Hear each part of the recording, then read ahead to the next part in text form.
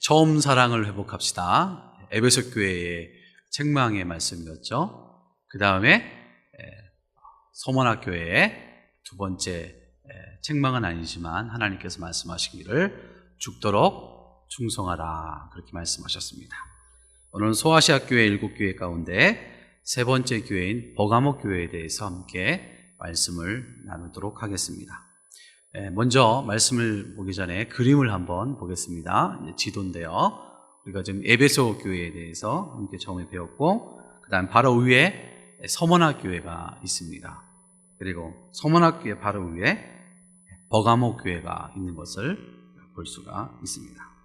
그러니까 버가모 교회 위에 밑에 서문학 교회가 있는데, 서문학 교회에서 해안선을 쭉 따라 이렇게 올라가다 보면은 약 한 104km 정도 떨어진 그 위치에 있는데, 이 위치가 내륙 위치한 도시입니다.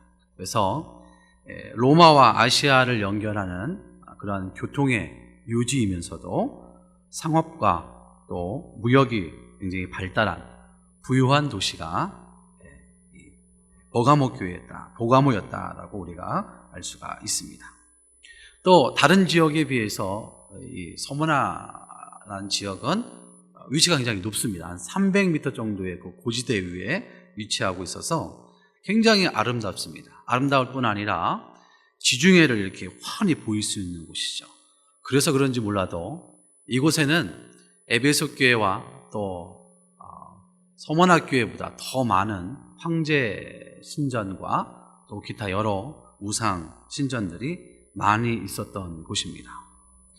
특별히 우리가 이제 이 버가모에 대해서 알아둘 게 있는데 뭐냐면은 여기에 굉장히 큰 도서관이 있었습니다. 세계에서 두 번째 큰 도서관이 있었는데 약 20만 권의 그 장서들을 갖춘 거대한 도서관이 바로 이 버가모에 있었죠. 그래서 이집트의 알렉산드리아가 이 도서관에 있는 장서를 빼내기 위해서 시도를 했는데 실패를 하고 말았습니다. 그래서 파피루스, 그러니까 갈대로 만든 글을 쓰는 종이가 있었는데, 그때 이집트에서 그게 이제 수입이 되어 왔었던 거거든요. 그래서 그거를 전면 중지해 버렸습니다. 그래서 이 버가모에서는 어떻게 했냐면은 파피루스 대신에 양피지를 이제 생산하게 됐습니다. 양피지는 뭐냐면은 양의 가죽을 이제 벗겨서 이제 종이로, 이제 가죽 종이로 사용했던 겁니다. 그래서 도서관에 책을 만들 때 이 양피지를 통해서 종이로 해서 사용했던 것이죠. 자, 이 거대한 도서관에서는요, 다양한 서적들이 있었는데 대부분 헬라 문화의 영향을 받은 헬라 철학에 관한 것들이 굉장히 많이 있었습니다. 거기에 이제 교통의 요지요, 또 상업의 요지였기 때문에 철학을 비롯한 여러 가지 천문학이라든가 어떤 그러한 그 의학, 건축학, 경제학, 또 때로는 전쟁에 대한 어떤 그러한 서적들도 굉장히 많이 있었어요. 세속적인 그러한 서적들로 가득 차 있었던 곳이 바로 이 버가모에 있는 도서관이었다라는 것을 우리가 알 수가 있습니다. 또 헬라 문화의 중심지였던 이 버가모는 우리가 잘 아는 제우스 신전이 있었습니다. 그리고 아테네 신전이 있었고, 디오니소스라는 신전이 있었고, 심지어 뱀 신인 아스콜레오피아오스라는 그러한 신전까지도 이 변두리에 자리 잡고 있었습니다. 그러니까 굉장히 많은 신전들이, 이것저것 잡다한 신전들이 건립되어 있던 곳이 바로 이 버가모라는 도시였던 것이죠. 특별히 우리가 여기서 생각해 볼 것은 아스클레오피스라는 그 신전은 뱀을 상징하는 어떤 치유의 신이라고 말씀드렸잖아요. 그래서 이제 이 아스클레오피오스 신전에 제사장들은 환자를 데리고 오면은 밤에 이제 하루를 이렇게 쭉 뉘어놓습니다. 그러면은 독이 없는 뱀들, 그런 것들을 이렇게 풀어놓으면은 환자 옆에 뱀이 이렇게 지나다니거든요. 그러면 사람 오면 딱 스칠 거 아니에요. 그러면은 그 스침을 통해서 병이 고쳐진다라고 생각해서 많은 사람들이 이 신전에 와서 병을 고치는 그런 치유를 있었다라는 것을 믿고 있었던 것이죠. 이제 여러분 그 미국의 FDA라고 해서 이제 미국 식약품의 약국 보시면은 이렇게 지팡이에 뱀이 그려져 있는 거 혹시 보신지 모르겠습니다. 병원 앰뷸런스 차 보면 그 마크가 그려져 있잖아요. 이거를 이야기하는 거예요. 신전의 신을 이야기하는 치유의 신, 뱀, 것을 이야기하는 것이라고 볼 수가 있습니다. 또 이 그리스 신 가운데 가장 이제 독보적인 존재였죠. 구원을 할 수 있는 유일한 신은 제우스 신이었는데 가장 서열이 높은 신이거든요. 이 신이 굉장히 높은 신전이 하나 있었어요. 12m 정도의 어마어마한 신전이 이 버가모를 다 이렇게 뭐랄까 위에서 이렇게 내다보는, 그래서 이제 햇빛이 지거나 뜨게 되면은 그 햇빛에 의해서 그 버가모가 가려지는 그러한 현상들이 있었습니다. 근데 그것을 통해서 우리가 알 수 있는 것은 이제 버가모에 사는 모든 사람들이 사실 이제 의미적으로 그들의 그 제단의 그늘, 그러니까 신전의 그늘에 의해서 우상의 그늘에 가리워져 있었다라는 것을 우리가 알 수가 있습니다. 그래서 여러분 요한계시록 2장 13절에 보면은 뭐라고 되어 있냐면은 사탄이 사는 곳에 이렇게 이야기하시면서 사탄의 왕자가 있는 곳, 뭐 이렇게 기록이 되어 있는 것을 볼 수가 있습니다. 그렇죠? 13절에 사탄의 권세가 있는데 이렇게 이야기하고 있는데, 이 의미가 바로 이제 그러한 우상에 의해서 둘러 있었기 때문에 그런 종교적인 배경들이 다른 지역에 비해서 굉장히 성행했다라는 것을 우리가 알 수가 있습니다. 게다가 이 로마의 행정도시였습니다. 그래서 집행권을 가지고 있었고 자치권을 가지고 있었습니다. 그리고 이 로마 황제가 이 버가모에게 황제의 검이라는 것을 하사를 했습니다. 이 황제의 검이라는 어떤 의미냐면은 사형권까지 집행할 수 있는 그러한 권한을 갖고 있었던 것이 이 버가모였다라는 것을 우리가 알 수가 있죠. 때문에 이 버가모에 살고 있는 사람들은 다른 지역에 사는 사람들보다 뭐가 강했을까요? 프라이버시가 강했습니다. 나는 여기에 살아. 경기도 가면은 성남 있고 분당이 있잖아요. 분당에 사는 사람들이 성남이라는 걸 좀 별로 안 좋아하거든요. 그런 성남은 좀 어렵고 좀 힘들게 사시는 분들이 옛날에 이렇게 올려서 사시는 곳이잖아요. 근데 분당은 신도시거든요. 그런 거였습니다. 굉장히 그 지역에 대해서 프라이버시가 강했던 것이죠. 근데 여기서 또 우리가 중요하게 봐야 할 인물이 있는데 바로 이 안디바라 하는 그런 인물이 나오는데요. 성경에는 안디바라는 인물이 누군지에 대해서 정확하게 기록이 되어 있지는 않습니다. 그러나 주석가 렌스키의 조사에 따르면 버가모의 감독이었다. 그리고 도미티아누스 황제 통치하에 있을 때 그 숭배를 거부해서 정말 뜨겁게 달군 가마 있잖아요. 거기에는 물이 들어있는 것도 아니고 아무것도 안 들어있는 거예요. 그냥 뜨겁게 달군 가마, 시뻘겋게 감은 가마. 거기에 들어가서 순교를 한 사람이다, 타 죽은 사람이다 라고 그렇게 문헌에 기록이 되어 있습니다. 그러면 이 안디바라는 사람은 어떤 사람일까? 여러분들이 이제 이야기하는데 어떤 분은 버가모에 하는 성도였다, 어떤 분은 다른 분은 이렇게 얘기하는데, 주체적으로 주석가들은 이 버가모라는 사람을 감독이라고 그렇게 이야기합니다. 감독이면 오늘날 말하면 목사, 장로, 그러니까 그 버가모를 담당하는 어떤 지도자였다는 것을 알 수가 있습니다. 이렇게 순기한 안디바를 성경은 뭐라고 이야기하냐면 내 충성된 증인이다 라고 주님께서 칭찬하고 있는 것을 볼 수가 있습니다.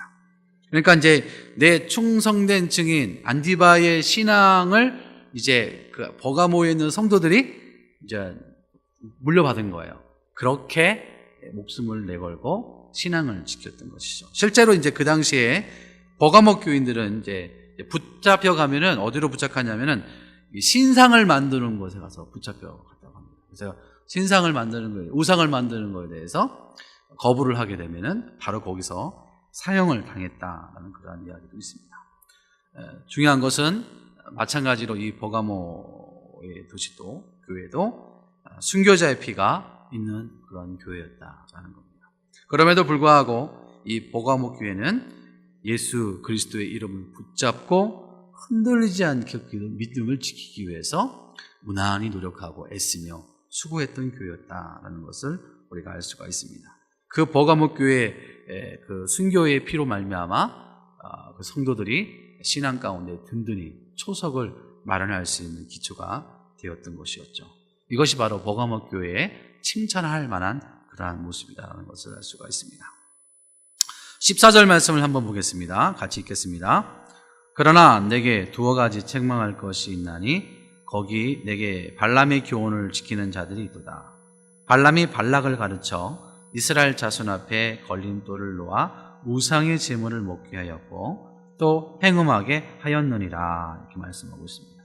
네, 그러한 칭찬을 이어서 이제 주님께서 버가모 교회를 향해서 책망의 말씀을 하는데, 뭐냐면은 버가모 교회 안에 발람의 교훈을 쫓는 자들이, 지키는 자들이 있었다라고 그렇게 이야기하고 있습니다. 그러면 발람의 교훈이 뭘까? 신명기 31장 6절 말씀을 같이 함께 읽어보겠습니다. 보라, 이들이 발람의 꾀를 따라 이스라엘 자손을 부올의 사건에서 여호와 앞에 범죄하게 하여 여호와의 회중 가운데 연병이 일어나게 하였느니라, 이렇게 이야기하고 있습니다. 그러니까 이스라엘이 모세와 함께 애굽에서 이제 나와서 가나안 땅의 여정을 이렇게 하다가 진행해 가다가 이방 민족을 이제 만나게 되죠. 그래서 싸워서 이기게 됩니다. 계속 가면서 이제 싸워서 이기는 거예요. 근데 가다 보니까 어디에 다다랐냐면은 모압 지형에 이제 이른 거예요.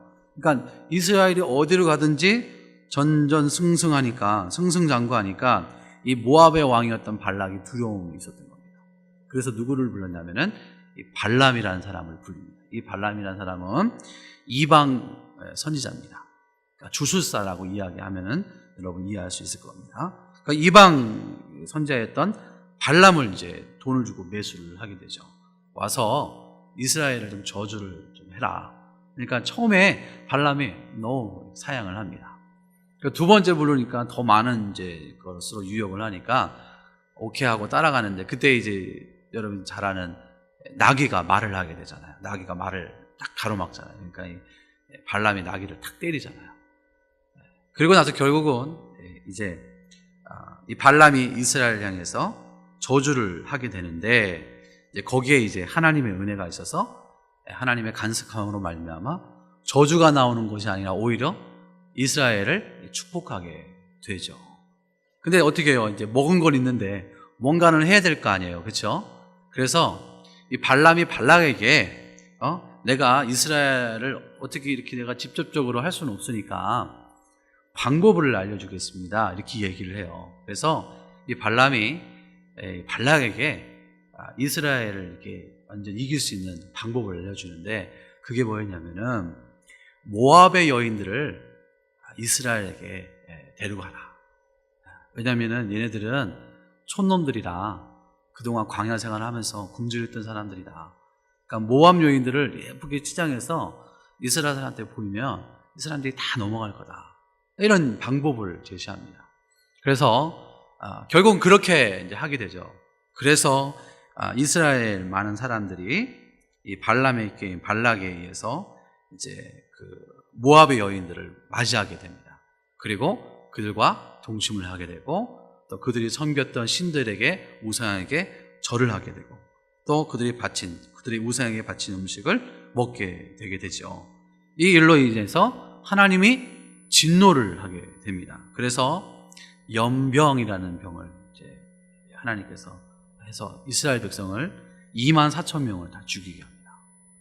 24,000명. 연병 그러면은 뭐 제가 보니까 전염병이라고도 하는데 뭐 성병이라고 하면은 아무래도 좀 이해할 수 있을 것 같습니다. 그렇게 해서 많은 이스라엘 사람들이 죽게 되죠. 이것이 이제 발람의 교훈이라고 우리가 알 수가 있습니다. 여러분, 이스라엘 백성이요, 이 어렵고 힘든 광야의 여정을 정말 힘들게 갔는데 웬만한 것들은 다 그냥 다 무찌르고 다 이렇게 넘어왔잖아요. 고비와 고비를 넘고 왔는데 결국은 이 발람의 교훈에 의해서 순간 와르르 무너지게 된 거예요. 뭐예요? 이방 여인을, 그쵸? 어떤 이방의 문화를 내가 받아들이고 그것을 통해서 신앙과 함께 타협을 함으로 말미암아 신앙에 불순물이 들어가게 된 거죠. 그래서 하나님이 그걸 보고 진노하게 되는 겁니다. 그러니까 버가모 교회에서도 마찬가지였습니다. 안디바와 같이 세상에 그와 타협하지 않고 끝까지 신앙을 지켰던 그리스도인이 있는 반면에 반대로 발람의 교훈을 따르는 사람들이, 발람의 교훈을 따르는 세상과 타협하는 그리스도인들이 이 버가모 교회에 있었다라는 것을 이야기하고 있는 겁니다. 하나님을 믿는다고 하면서 여전히 우상을 섬기는 거예요. 하나님을 믿는다고 하면서 탐심과 음란의 죄를 짓고 사는 사람들을 말하는 거예요. 그러니까 교회 안에서 있지만, 교회 안에서 예수를 믿는다고 하지만 밖에 나가면 전혀 다른 사람이 돼버리는 거죠. 세상과 버타고 세상과 타협하며 살아가는 사람들을 어떤 사람이라고 이야기하냐면은 발람의 교훈을 쫓는 사람들이다라고 그렇게 이야기할 수 있는 겁니다. 그럼 그분들이 그렇게 얘기하죠. 나만 그런가? 다 그래. 앞에 나가면 거른 척하지만 세상에 나가면 다 그래. 술도 마시고, 사업할 때 남도 속이고, 그렇게 살아가. 이거 뭐 나쁜 거 아니잖아. 세상의 흐름이잖아. 살아가려면 그렇게 해야 돼. 라고 그렇게 스스로가 자기 합리화를 시키는 거죠. 그런데 그 당시 버가모 성도들 가운데서도 이 발람의 교훈을 따르는 사람들이 이와 같이 이야기할 수밖에 없는 상황이었습니다. 왜 그러냐면은 버가모라는 도시가 어떤 도시였다고요? 우상 숭배로 다른 지역에 비해서 더 많이, 정말 그곳에서 신앙을 지킨다는 것은 참 어려운 거였어요. 그리고 더 중요한 게 뭐냐면은 버가모 그 삶, 그 생활 패턴이 누구든지 다 쉽게 그러한 범죄를 저지를 수 있는, 그러니까 너무 쉽게 너무 보편적으로 하다 보니까 그게 이제 범죄라고 생각이 안 되는 거예요. 왜요? 누구든 다 하니까. 너도 하고 나도 하고 다 아는 거예요. 근데 그게 분명한 건 범죄인데도 불구하고 누구든 다 하니까 자기도 그냥 하는 거예요. 이게 무슨 죄야? 쟤도 하고 나도 하고 다 하는데. 그러니까 그 당시에 이제 정육점 안에 파는 고기들은 다 거의 대부분 신전에 바쳐진 음식 고기들이었어요. 그리고 행음하는 일은 버가모에서 굉장히 흔하게 볼 수 있었어요. 왜냐하면 우상을 섬기는 사람들이 너무나 많았기 때문에. 그러니까 행음하는 것은 그 자기가 섬기는 신전에 가갖고요, 그 안에 있는 여인들하고 동침을 하는 거였어요. 그러니까 누구든지 그냥 뭐 시간만 있으면 아무나 가갖고 할 수 있는 거예요. 그걸 가지고선 버가모에 있는 사람들이 나쁘다라고 정죄하는 사람이 아무도 없었어요. 왜요? 그건 그 시대의 그 버가모의 흐름이었기 때문에. 그러니까 누가 봐도 대수롭지 않은 거였어요. 다 그렇게 살아가고 있다는 거죠. 근데 주님은 이거를 책망하고 있는 거예요. 여러분 15절 말씀을 한번 같이 읽어보겠습니다. 15절입니다. 시작. 이와 같이 내게도 니골라 당의 교훈을 지키는 자들이 있도다. 예. 발람의 교훈하고 비슷한 또 하나가 있었어요. 그게 뭐예요? 니골라 당의 교훈을 따르는 것입니다. 그러니까 발람의 교훈과 니골라 당의 교훈은 거의 비슷해요. 왜냐하면은 이 버가모라는 도시는 잘 알다시피 거의 똑같은 우상에 대한 가장 중요한 문제를 갖고 있었기 때문에 그런 겁니다. 근데 이제 니골라 당의 이제 그 시작은 여러분 잘 아는 일곱 집사 가운데 한 명이었던 우리 에베소 교회 이야기할 때 들었었죠. 니골라라는 집사입니다. 일곱 집사 가운데 한 집사예요. 근데 이 사람은 그냥 집사가 아니죠. 일곱 집사 가운데 한 명이니까 그만큼 믿음이 있고요. 또 말씀에 대해서 아주 굉장히 희박한 그러한 지식을 갖고 있었던 사람입니다. 그런데 어떻게 해요? 사단이 그의 마음에 들어가서 그를 미혹한 거예요. 그래서 그가 잘못된 교리를 가지고서 그 안에 있는 사람들을 유혹을 하게 되죠.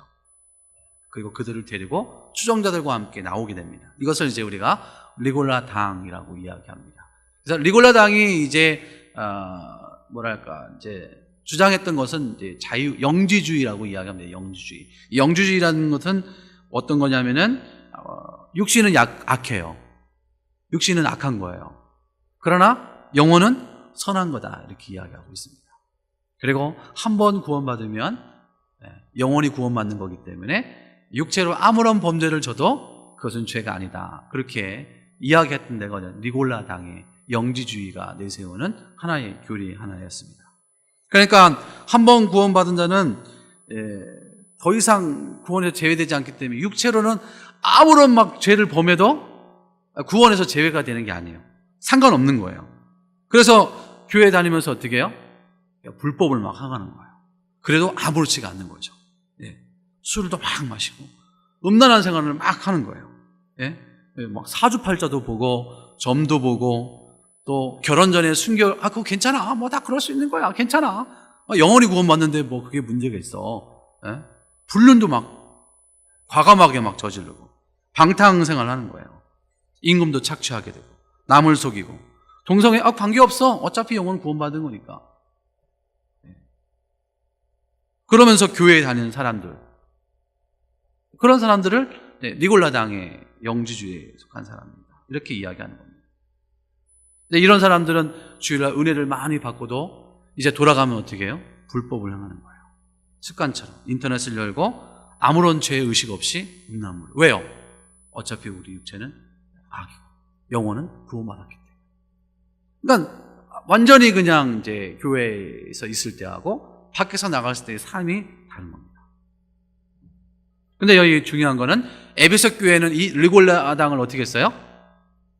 그들의 정체를 드러냈고 미워했어요. 그리고 그들을 교회에서 쫓아냈다는 거예요. 그런데 버가모 교회는 그렇게 하지 못했다. 주님께서 이거를 향해서 책망을 하고 있는 겁니다. 버가모 교회는 어떻게 해요? 그들을 용납했습니다. 그리고 그들과 타협을 했어요. 그리고 그들을 받아들였어요. 지나친 관용을 베풀었던 것이죠. 복음과 세상을 적당히 좀 섞어서 했던 겁니다. 괜찮아.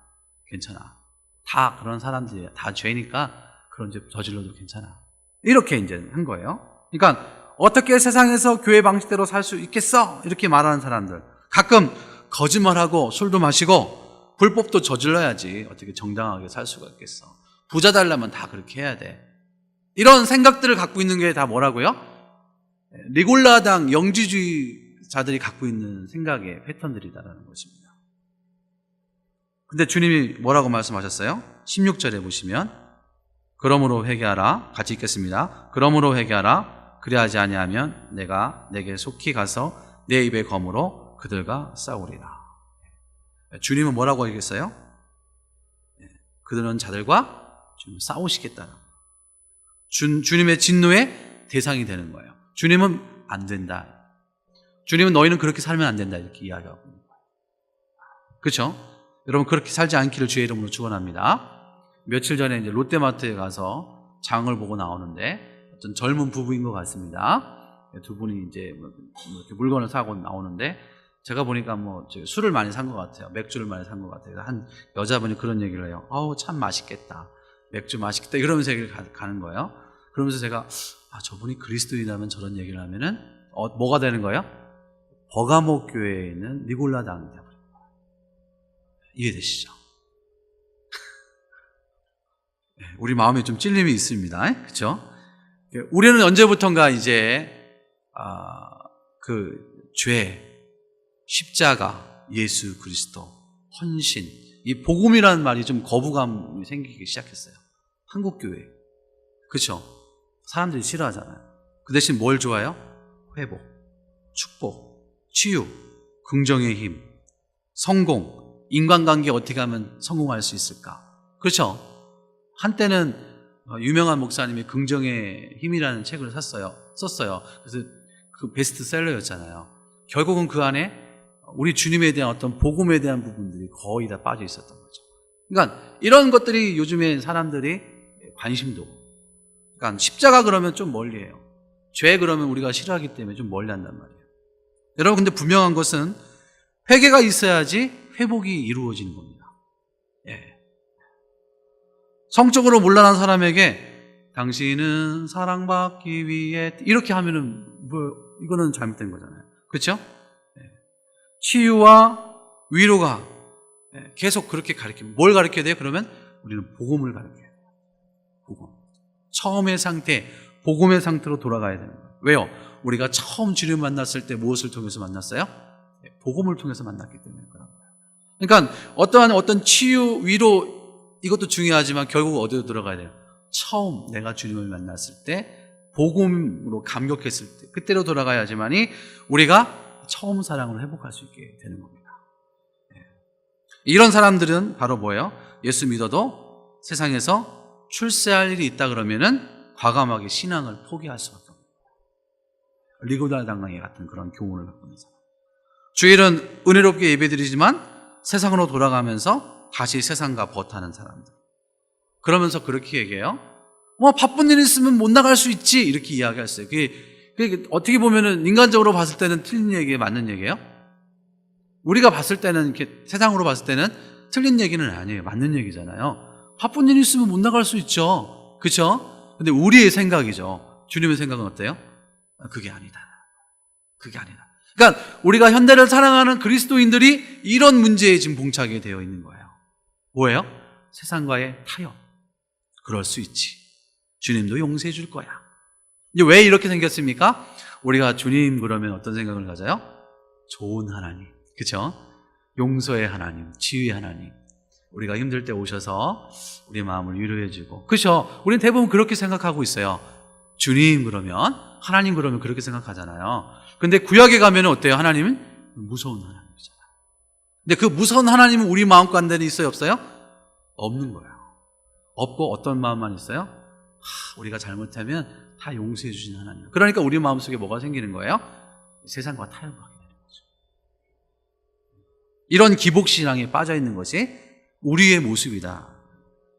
그러니까 버가목 교회는요, 세상의 눈치를 너무 봤어요. 세상과 양다리 걸친 거예요. 제가 제 고등학교 때 합창부에 있었습니다. 에덴 합창부에 있었는데, 그때 제가 이제 고등학교 때 임원이었거든요. 그 당시에는 토요일날 예배를 드렸어요. 근데 이 합창단이 토요일날 연습이 있네요. 3시에. 근데 학생의 예배가 3시에 있어요. 그 어떻게 해야 돼요? 둘 중에 하나는 포기를 해야 되는데, 제가 뭘 포기할게요? 교회 임원을 포기하고 합창단에 가서 연습을 한 거예요. 어느 날 전산이 불러갖고 막 야단을 치는 거예요. 네가 임원인데 그럴 수 있냐? 그러면서 저한테, 아직까지 제가 잊어버리지 않고 기억나는, 양다리 걸친 신앙생활 하지 말라고 하는 얘기하더라고요. 저한테 굉장히 큰 충격이었어요. 양다리 걸치면 안 되겠다. 그래서 제가 어떻게 할게요?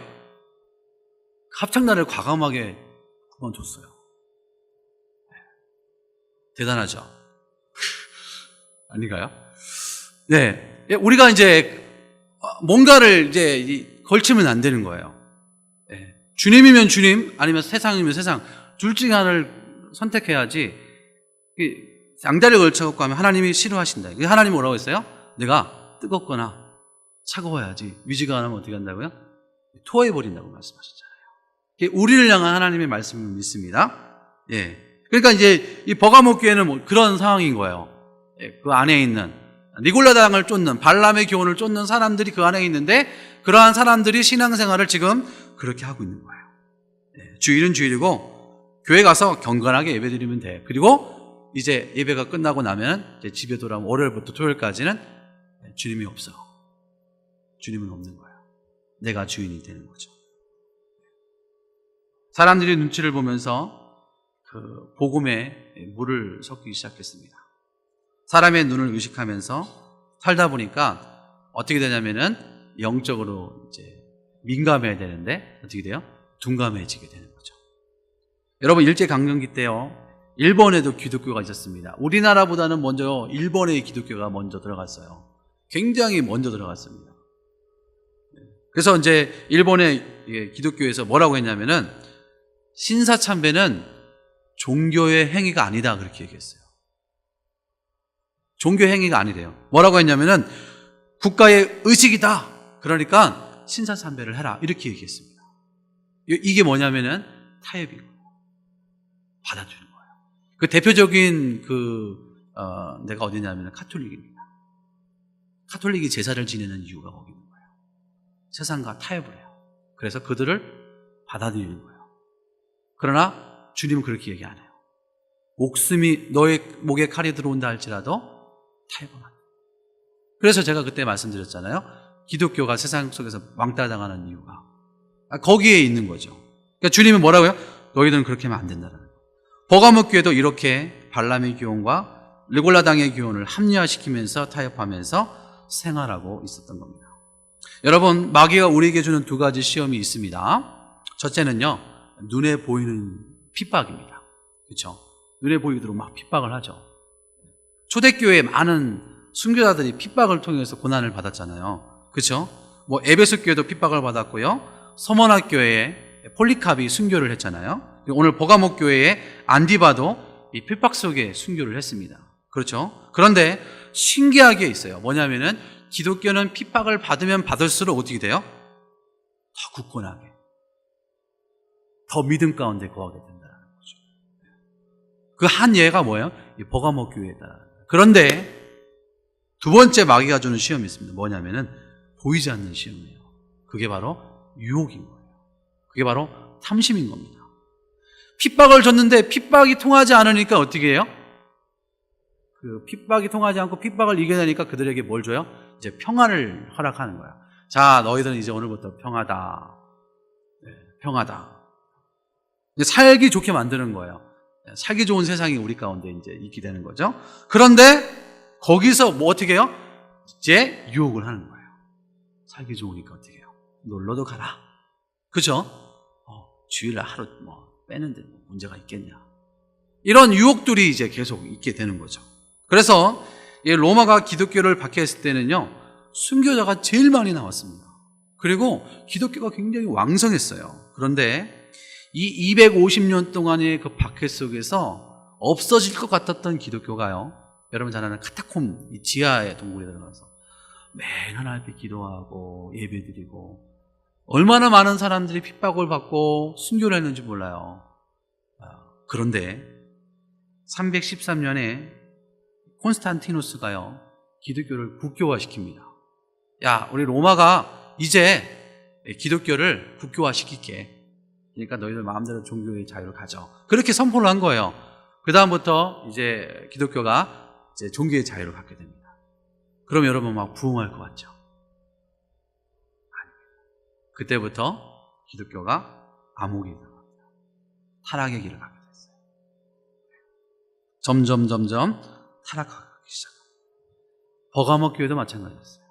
그들이 순교자에 의해서 정말 신앙을 지키고 애쓰고 수료하고 하나님이 칭찬까지 하셨어요. 그런데 어떻게 됩니까? 그 안에 이단 세상들이 들어옴으로 말미암아 외부적인 공격이 아니라, 어떤 외부적인 핍박이 아니라 내부적인 마귀의 유혹들이 들어온 거예요. 그러니까 하나씩 문을 열기 시작하는 거예요. 그게 뭐예요? 타협으로 또 시작합니다. 양다리 같은 신앙으로 또 시작된 거예요. 이게 바로 뭐예요? 발람의 교훈과 리올라당의 교훈을 따르는 자들의 모습이었다는 겁니다. 오늘 버가목 교회에 대해 말씀을 준비하면서요, 저는요, 제 마음속에 한편으로 굉장히 무거웠습니다. 왜냐하면요, 버가목 교회를 향한 그 책망이 우리의 모습이고 사실 저의 모습이거든요. 목사이지만은요, 밖에 나가면은 정말 목사처럼 안 하고 살 때가 참 많이 있어요. 오늘도 오다 보니까 빨리 가야 되는데 차가 딱 가로막고 있어서 창문 열고 확 하는 그 혈기가 나오려고 하더라고요. 나오지는 않았어요. 나오려고 했을 뿐이지. 그런 마음들이 수도 없이 나와요. 컴퓨터 아무래도 설교 준비하다 보면 컴퓨터에서 자료를 하다 보면은 갑자기 저도 야한 동영상 이거 나올 때가 있어요. 네? 안 그래요? 남자 성도님? 안 그러시는군요. 에이. 그럴 때가 있단 말이에요. 그냥 말씀을 준비하면서 이게 내 모습이구나. 이게 우리의 모습이구나. 그래서 너무 이 말씀을 준비하면서 내가 발람의 교훈을 쫓는 사람이었고 니골라당의 교훈을 쫓는 사람이다라는 것을 너무나 알게 됐어요. 그래서 너무나 부끄러웠어요. 내 자신이 하나님 앞에 난 역시 죄인이구나. 여러분들은 어떻습니까? 여러분은 안 그러십니까? 그런 우리를 향하여 주님이 뭐라고 해요? 2장 16절에 다시 한번 읽어보겠습니다. 시작. 그러므로 회개하라. 그리하지 아니하면 내가 내게 속히 가서 내 입의 검으로 그들과 싸우리라. 여러분이 깨달았으면, 알았으면 뭐라고 하라고요? 회개하라는 거예요. 회개하지 않으면 내 입의 검으로 그들과 싸운다. 어떻게 싸웁니까? 12절의 말씀은 이렇게 나와요. 좌우의 날쌘 검으로 싸우시겠다. 그렇게 말씀합니다. 좌우의 날쌘금. 좌우의 날쌘금은요, 글라디우스라는 건 영화 보셨죠? 그게 칼 이름이에요. 로마 병정들이 갖고 있던 칼입니다. 그 당시에 로마의 칼 그러면은요, 어떤 승리, 권위, 능력, 힘, 이거를 상징하는 거예요. 그러니까 주님이 양날의 검으로 우리를 싸우겠다는 건 뭐예요? 그렇게 하는 자를 하나님께서 과감없이 징계하시겠다는 거예요. 그러므로 어떻게 해야 돼요, 우리는요? 회개해야 돼요. 이거 외에는 방법이 있다 없다? 방법이 없는 거예요, 사실. 방법이 없는 거예요. 그러면서요, 저는 16절 말씀을 읽으면서 또다시 무거운 짐을 질 수밖에 없었습니다. 왜 그런지 아십니까? 왜냐면은요, 나의 죄된 모습을 발견했기 때문에 그래요. 그 죄를 알면서도 회개를 하는데 다시 하루 지나면 똑같은 생각들이 우리 집에 한다는 거죠. 이제는 안 하겠습니다라고 이야기하지만 나도 모르게 어제 했던 죄를 또 범하게 된다는 거죠. 회개를 했는데 다시금 발람의 교훈을 따르고 니골라 당의 교훈을 따르고 있는 것을 정말 낙심이 되잖아요. 여러분 같았으면 어떻게 하시겠습니까? 나 자신의 문제에 대해 해결이 안 되는데 어떻게 하겠어요? 여러분도 아니죠. 그러면 어떻게 하면 발람의 교훈을 따르지 않고 니골라 당의 교훈을 따르지 않을까? 말씀을 보니까 말씀의 두 가지 말씀을 통해서 이거다 라는 것을 제가 발견하게 됐습니다. 뭐냐면은 요한계시록 2장 13절 말씀을 같이 한번 읽어보겠습니다. 같이 읽겠습니다. 시작. 내가 어디에 사는 자를 내가 아노라. 아멘. 여러분, 에베소 교회나 그 다음에 서머나 교회나 똑같은 말이 있어요. 하나님이 뭐 한다고요? 내가 안다라는 거예요. 에베소 교회의 수고와 내 인내를 다 아신다. 서머나 교회의 환난과 궁핍을 주님이 아신다라고 그렇게 이야기하고 있어요. 왜요? 주님은 다 아신다라는 거예요. 말씀드렸잖아요. 아시는 거예요.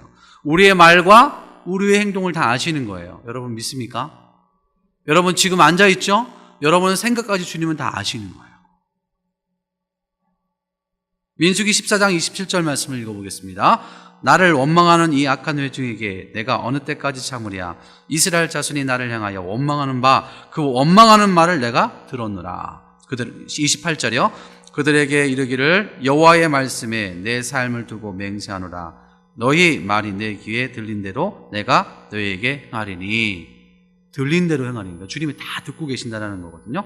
시편 121편 4절 말씀입니다. 같이 읽겠습니다. 시작. 이스라엘 지키는 이는 졸지도 아니하시고 주무시도 아니하십니다. 하나님은 다 듣고 계시는 거예요. 다 보고 계신다는 거예요. 하나님이 보고 계신다는 사실을 우리가 여러분들이 인지를 하셔야 된다는 거예요. 여러분 믿습니까? 하나님이 다 보고 계시고 하나님이 다 듣고 계시는 거예요. 아무리 우리가 은밀한 곳에 있다 할지라도, 아무리 나 혼자 있다 할지라도, 아무리 화장실에 나 혼자 있다 할지라도 주님은 뭐예요? 다 보고 계시는 거예요. 우리의 생각까지 다 알고 계신다는 거예요. 여러분, 주님이 나다나엘에게 뭐라고 얘기했습니까? 빌립이 너를 부르기 전에 내가 무화과 나무 아래 있을 때 보았노라 이렇게 이야기했거든요. 여러분, 빌립이 무화과 나무 아래에서 무엇을 했겠습니까? 그 다음에 쭉 보니까 주님이 나다나엘에게 이는 참으로 이스라엘 사람이라 그 속에 간사한 것이 없도다 이렇게 이야기합니다. 뭡니까? 하나님이 나다나엘의 모든 것을 다 보셨다는 거예요. 하나님이 나다나엘의 모든 삶을 다 알고 있다는 거예요. 한 수도원장이요, 수도원사들 불러 모아서 과제를 하나 냈습니다. 너희들 산에 들어가서 새 한 마리를 죽여라. 그리고 죽여서 가져와라. 근데 해가 지면 안 된다. 이렇게 숙제를 냈어요. 수도사들이 이상하다, 왜 이런 숙제를 내지? 하고 뿔뿔이 다 들어갔습니다. 근데 한 어린 수도사가 고민을 하면서 간 거예요. 이제 시간이 되니까 사람들이 이제 수도사 한 명씩 다 몰려들었습니다. 다 죽은 시체 새를 가지고 온 거예요. 근데 이 어린 수도사만이 안 오는 거예요. 해가 떨어질 쯤 되니까 저 뒤에서 꼬박꼬박 걸어오는 거예요. 근데 손에다가 새 한 마리를 들고 오는 거예요. 그 새가 살아있어요. 그래서 이 수도원장이 너는 왜 새를 죽이지 않고 가져왔냐 그러니까 실은요 제가 이 새를 죽이기 위해서 산 깊은 곳에 갔었는데 죽이려고 하니까 하나님이 저를 보고 계셨어요. 그래서 저 계곡으로 가서 죽이려고 했는데 그때도 하나님이 보고 계셨어요. 그래서 죽이지 못하고 가져왔어요. 하나님이 다 보고 계시다는 거예요. 하나님이 다 보고 계시는 걸 믿기를 주의 이름으로 축원합니다. 그러면요, 우리가 우리 삶 가운데 우리의 삶을 주님이 다 아시고 보고 계신다고 생각한다면은 여러분, 우리가 어떻게 죄를 질 수 있어요? 다른 사람이 보는 앞에서 여러분 불법을 행할 수 있습니까? 다른 사람이 보는 앞에서 물건을 훔칠 수 있어요? 예, 인터넷 임나 사이트 다른 사람이 보고 있는데 들어가서 볼 수 있어요? 없어요. 그러니까 우리 생각이 하나님이 나를 보고 계시고 우리의 생각이 하나님이 나의 말을 듣고 계시다는 그 생각을 우리가 잊어버리는 순간에 뭐가 오는 거예요? 예, 죄를 범할 수밖에 없는 거예요. 니골라당의 교훈을 따를 수밖에 없는 거예요. 세상과 타협하고 세상과 버타며 살아갈 수밖에 없는 것이 우리의 모습이라는 거예요. 왜요? 우리의 생각 속에 주님이 떠나 있기 때문에. 주님이 우리를 보고 우리의 말을 다 알고 있다는 생각을 우리가 잊어버리는 순간에 우리는 죄에 노출될 수밖에 없는 거예요. 그러면 죄를 안 지려면 어떻게 해야 돼요? 하나님이 항상 나를 보고 계시다는 사실을 우리는 인지하고 인식하며 살아가야 된다는 겁니다. 다른 말로 말하면 우리의 삶이 항상 누구를 바라보는 삶이 되어야 한다는 거예요. 하나님을 바라보는 삶을 살아야 된다는 거예요. 히브리서 12장 2절 말씀을 한번 보겠습니다. 믿음의 주요 또 온전케 하시는 이 예수를 바라보자. 그는 그 앞에 있는 기쁨을 위하여 십자가를 참으사 부끄러움을 개의치 아니하시더니 하나님 보좌 우편에 앉으셨느니라. 주님이 여러분, 우리가 주님을 바라보면 우리는 죄를 멀리할 수 있습니다. 우리는 죄 가운데 멀리할 수 있는 그런 은혜를 누릴 수 있는 거예요. 또 한 가지 뭐냐면은 2장 12절 말씀을 같이 보겠습니다. 시작. 버가모 교회의 사자에게 편지하라. 좌우에 날쌘 검을 가지신 이가 이르시되 16절 말씀입니다. 2장 16절 시작. 그러므로 회개하라. 그리하지 아니하면 내가 내게 속히 가서 내 입의 검으로 그들과 싸우리라. 여러분, 만약에 우리 주님이 우리를 듣고 계시고 우리를 다 보고 계신다. 예. 근데 이제 주님이 우리를 보고 계시는데 이렇게 환하게 미소 띄면서 보시는 게 아니라 칼을 들고 보고 계시는 거예요. 그런 생각 해본 적 있으십니까? 그러면 어때요? 겁나서 못해요. 겁나서. 우리가 하나님 앞에 죄를 범하는 순간에 그 즉시 주님이 들고 있는 그 검이 우리에게 내려오는 거예요. 우리에게 내려오는 거예요. 저는 오늘 이 말씀을 보면서 좌우에 날쌘 검을 가지시니까 내게 속히 가서 내 입의 검으로 그들과 싸우리라는 이 말씀이 뭐예요? 니골라당과 발람의 교훈을 따르는 자들에게 주는 하나님의 교훈이라는 거예요. 너희를 그렇게 하면 안 된다. 그렇게 하면 어떻게 한다고요? 주님이 그들과 싸운다. 주님이 그들과 직접 징계하신다는 거예요. 여러분, 얼마나 무섭습니까? 근데 이 무서운 하나님을 우리가 모르고 살아가기 때문에 하나님이 보고 계시는 것도 잊어버리지만 때로는 보고 계시면서도 하나님 그냥 봐주시겠지. 하나님 용납해 주시겠지. 우리 스스로가 합리화시키며 살아가는 거예요. 그러다 보니까 우리 스스로가 하나님 앞에 죄를 범하는 삶을 살 수밖에 없는 거예요. 여러분, 이러한 죄악 가운데서 우리 모두가 벗어날 수 있기를 주의 이름으로 축원합니다.